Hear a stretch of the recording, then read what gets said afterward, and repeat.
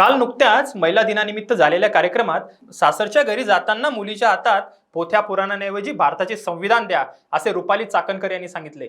महाराष्ट्र राज्य महिला आयोगाच्या वतीने मुंबई शहरातील प्रसिद्ध अशा रवींद्र नाट्य मंदिर येथे जागतिक महिला दिनाचे औचित्य साधून एक भव्य आणि विशेष कार्यक्रमाचे आयोजन करण्यात आले होते। या महत्त्वाच्या कार्यक्रमासाठी राज्याच्या उपमुख्यमंत्री सुनेत्रा पवार आणि राज्य महिला आयोगाच्या अध्यक्षा रुपाली चाकणकर प्रामुख्याने उपस्थित होत्या। या प्रसंगी उपस्थित महिलांना त्यांच्या सुरक्षिततेबाबत, अधिकारांबाबत आणि आत्मनिर्भरतेच्या दिशेने वाटचाल करण्याबाबत अत्यंत मोलाचे व सविस्तर मार्गदर्शन करण्यात आले। समाजाची मानसिकता सकारात्मक दिशेने बदलण्याची गरज यावरही विशेष भर देण्यात आला।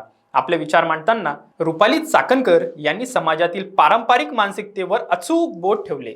त्या म्हणाल्या की राज्याच्या प्रदीर्घ राजकीय इतिहासात आज पहिल्यांदाच एका महिला उपमुख्यमंत्री मुख्य व्यासपीठावर विराजमान आहेत। खरं तर हा खूप चांगल्या पद्धतीने संदेश महिला आयोगाच्या अध्यक्षा रुपाली चाकणकर यांनी काल दिला होता। पण खरं सांगा, आजची स्त्री पुरुषांच्या खांद्याला खांदा लावून सर्वच क्षेत्रात वर्चस्व गाजवत आहे। किती विरोधाभासाने भरलेले वाक्य आहे ना।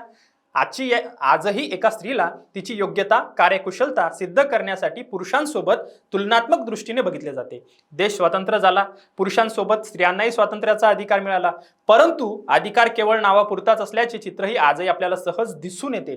कारण आजही स्त्री पुरुष विषमता दिसतेच। आपल्याला काय वाटतं, खरं स्त्रिया आज प्रगती करताना दिसत आहेत का? पुरुषांच्या खांद्याला खांदा लावून काम करताना दिसत आहेत का? नक्की कळवा आणि अशाच महत्त्वपूर्ण माहितीसाठी बघत राहा सत्य पे सत्ता, थोडक्यात पण महत्त्वाचे।